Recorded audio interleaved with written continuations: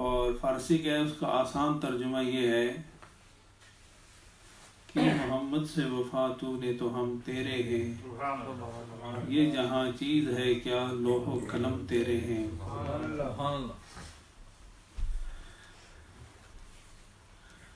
سرکار دو عالم صلی اللہ علیہ وسلم کے بغیر کوئی چیز عملی طور پر ممکن نہیں ہے۔ ہمارا یہ عقیدہ ہے۔ بعض لوگ کہتے ہیں کہ ہمارے پاس قرآن ہے، قرآن کے احکام ہیں، اب ہمیں کسی چیز کی ضرورت نہیں ہے۔ آنکھ، you have an eye. If there is no light, your eye will not work. You understood? آنکھ ہے نا، اگر آنکھ کے ساتھ خارجی نور نہ ہو تو آنکھ کام نہیں کرتی۔ لائٹ بند کریں تو آنکھ کوئی کام نہیں کر سکتی۔ تو آنکھ کے کام کے لیے خارجی نور کا ہونا ضروری ہے۔ اسی طرح بعض امور ایسے ہیں، بلکہ اکثر امور ایسے ہیں کہ جب تک نبوت کا نور نہ ہو ہم اس کو سمجھ نہیں سکتے۔ بات سمجھ آئی آپ کو؟ حضرت میں اس کو بہت اختصار کے ساتھ آپ کے سامنے رکھوں کہ اگر کوئی شخص یہ کہے کہ نبی دو عالم صلی اللہ علیہ وسلم نے ہماری جو رہنمائی کرنی تھی وہ کر دی، جو راہ دکھانی تھی وہ راہ بتا دی، جو منزل کا اشارہ دینا تھا وہ دے دیا، اب ہمارا کام ہے اس طرف چلنا، اس راستے کو اختیار کرنا۔ اس پر وہ مثال دیتے ہیں، آپ سمجھنے کی کوشش کریں۔ اس پر وہ مثال دیتے ہیں کہ جیسے ایک گاڑی ہے آپ کے پاس، اس گاڑی کا سہارا لیتے ہیں۔ میں مکہ مسجد سے حاجی صاحب کے گھر آیا ہوں تو وہ گاڑی مجھے لے کر آئی ہے۔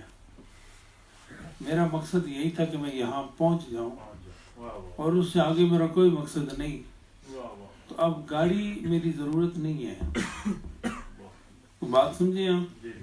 کیونکہ آگے جانا جو نہیں کہیں، میں نے یہیں تک پہنچنا تھا، گاڑی نے مجھے یہیں تک پہنچا دیا، اب مجھے گاڑی کی ضرورت نہیں۔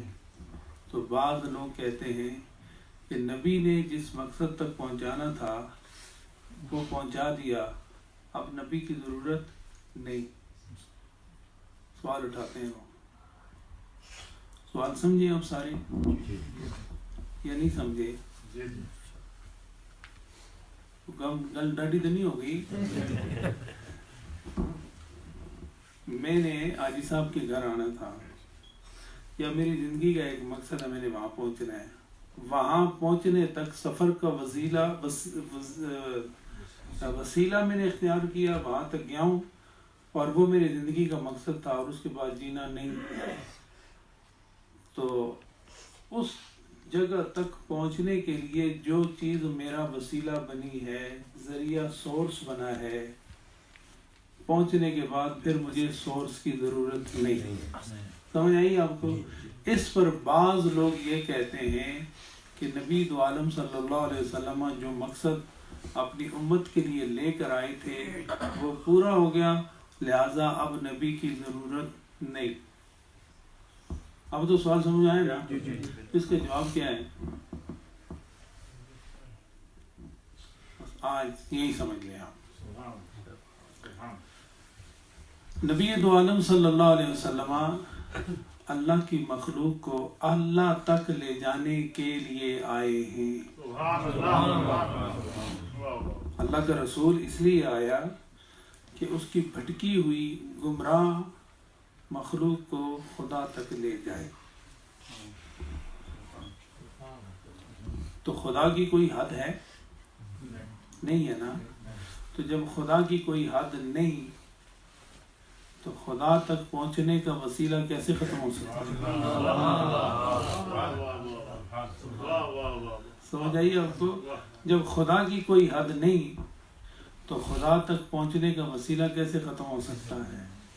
اس لیے میرے شیخ فرماتے ہیں کہ محمد عربی صلی اللہ علیہ وسلم خدا تک پہنچانے میں رہنما بھی ہیں اور پشت پناہ بھی ہیں۔